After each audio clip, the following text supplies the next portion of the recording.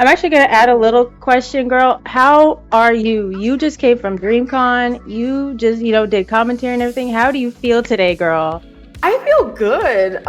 It's actually my birthday week, so at DreamCon a lot of the That's time right, is isn't it on the, I really think, the week. 17th?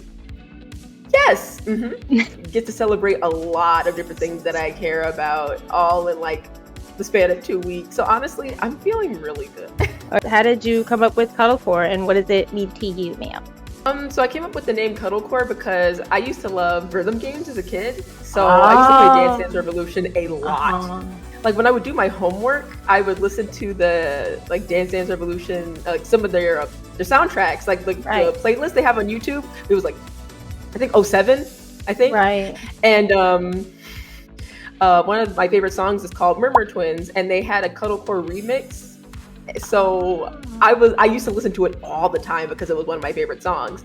So when I wanted to change my name, I think it was on PSN. That was the name. I had two names I was thinking of choosing between: Broken Butterfly, which is a gun from Resident Evil 4, or Cuddlecore, which is a genre of music. So I actually ended up choosing Cuddlecore, which that's how because of my love for rhythm games.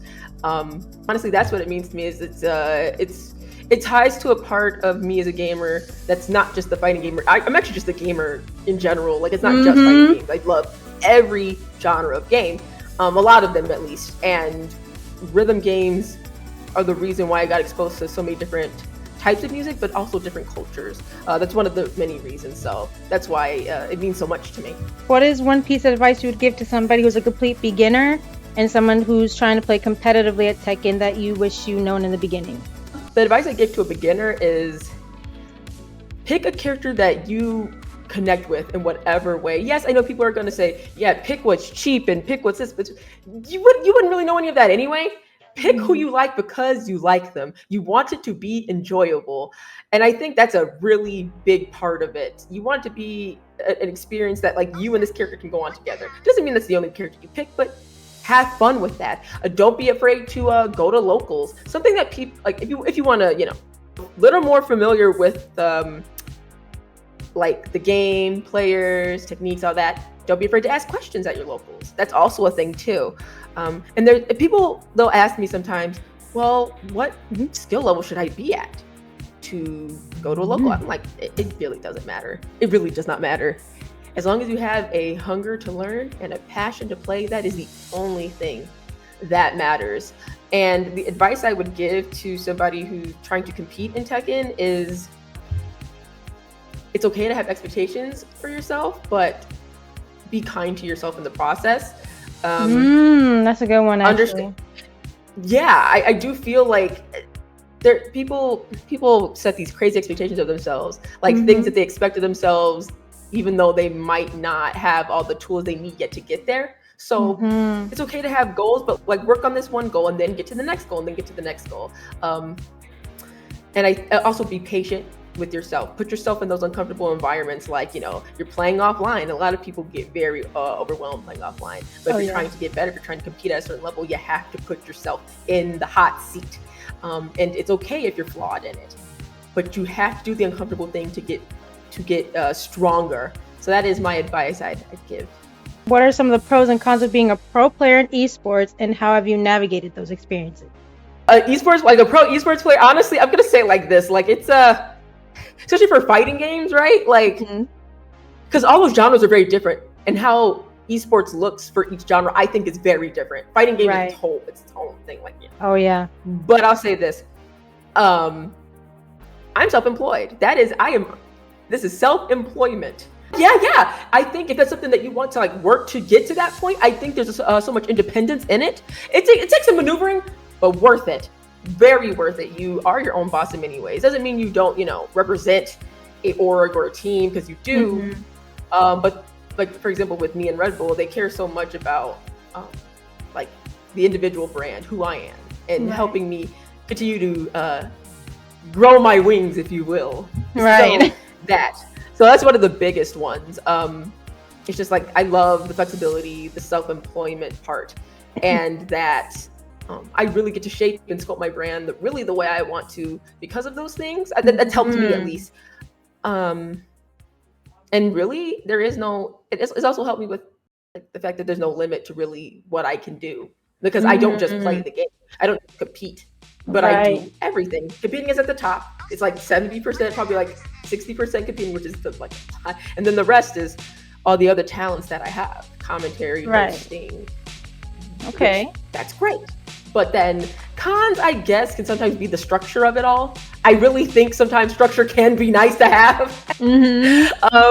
I have to have my own schedule. I have to be my own boss sometimes, and I think that part is hard. And I've had to learn how to like structure everything over years. And I like order. And sometimes when things are really busy, it's nice sometimes to have somebody else tell you when to go in or when to do this thing.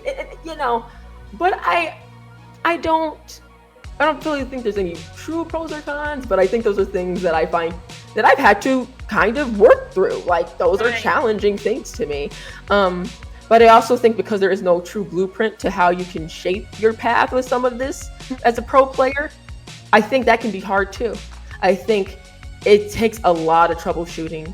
It takes a lot of growing your own brand and networking. It Mm-hmm. takes a lot of not limiting yourself or putting yourself in a box. And I Mm-hmm. think that journey is hard too because a lot of the time people just want to play the game. And depending on the genre of game that you are in, that is a little more difficult. And sometimes it's not as lucrative, which means you have to be more diverse in what you do, which ultimately I think is a huge payoff. Like it helps. But a lot of people think that playing is just the thing. And depending on the game that you have, that is a very different experience for us. But I'll say this Mm-hmm. personally, I prefer to be a professional player who has tons of talents. Of course. I wear multiple hats. I think it creates a way more like just a long-term career. Outside of the fighting game community, what is a personal goal you hope to achieve within the next few years if you haven't already? It's not all Haven't about already. Tekken, man. No, not at all. Like a goal I have is, I mean, is to have the time um, to make uh, like themed pieces of artwork so that I can Ooh. present them in galleries again. Because I'm an artist and I make one-off pieces here and there, but it's not. I don't get to do it as much as I used to because Right. it's just my so I get Yeah. to incorporate my artwork and my skill, like my skills and art through other things that I do within my career, but it's not the same as putting out like you put a canvas down and you paint, which I did do recently, but it's not as much as I'd like. And I wanna get back to those things, explore the different types of art that I didn't get to Mm. before. So sculptures and miniature food sculptures and things as well. So I want to be able to study those things a bit more because my career will get to that point where it's just, hey, it's all taken care of. That's where I want to be. Right. Before getting all of your amazing achievements, such as being a Red Bull sponsor and Forbes 30 under 30, did you have a dream collaboration or brand you wanted to work with, and did you get it? Mm.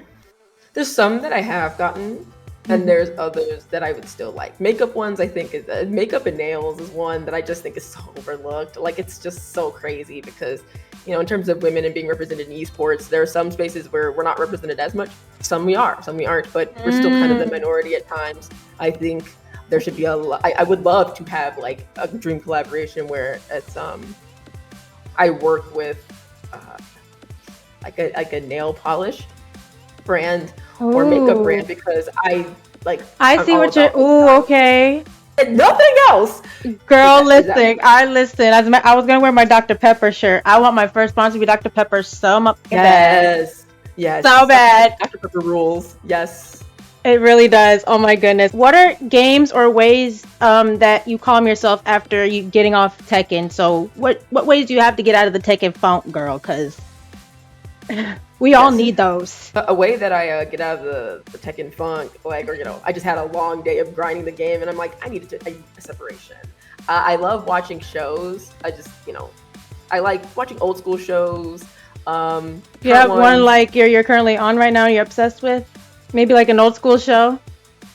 You know what did I just get done watching? I watch like everything. So I just watched Everybody Hates Chris. I'm watching the Steve Harvey show right now. It's very random. Like I watch YouTube movie reviews. I also love horror movies. So like I like me and my boyfriend recently just went to go see Obsession. Like I like breaking down movies and talking about them. I also love playing other games.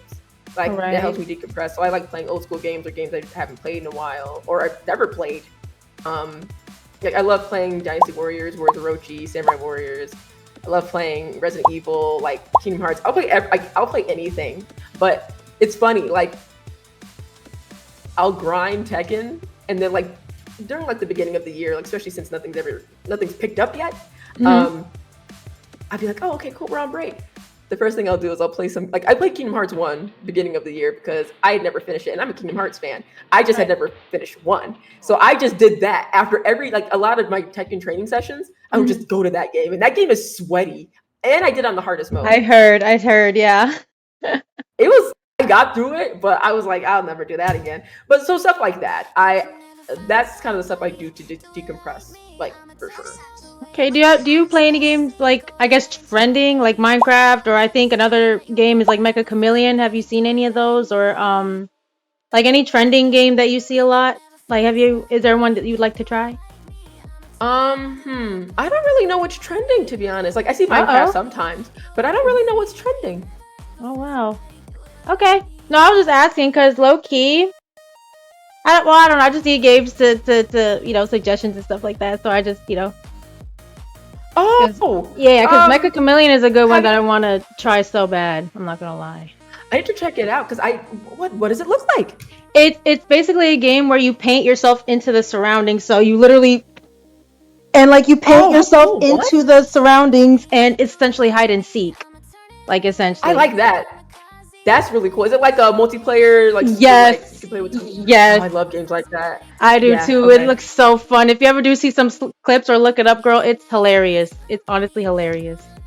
I'm gonna check it out because I love games like that. Like I play stuff like Overcooked too. Like I'll play that with stuff where. So yeah, that sounds right up my alley. Or like Pico Park or like Fall Guys. But I mean, I know they're they've been around for a while, but they're fun. So I hear you. Okay, because the multiplayer like friend games and stuff. Peak. They're important. They're so important to have. So important, and people don't understand. Like people don't understand how important multiplayer games are, bro. It's insane. Very important. Because single player games are cool, but I think that the experience of like spending time with friends, like in that way, I think it still matters too. It creates that social aspect because gaming in itself can sometimes be an isolating experience where it's still great and you're doing it and it's awesome. But for somebody who for example, I train all the time. It's by myself. It's by myself. So and it's kind of isolating for as rewarding as it is. I'm trying to have fun and I'm trying to laugh and scream with my friends. For real. So I get why people do it. Like if gaming is such a social thing as well. It can be both. I think both matter. So. I wasn't trying to take up too much of your time, Miss Ma'am. I'm glad we got to meet and have just a cool interview. I really enjoyed that. Thank you so much.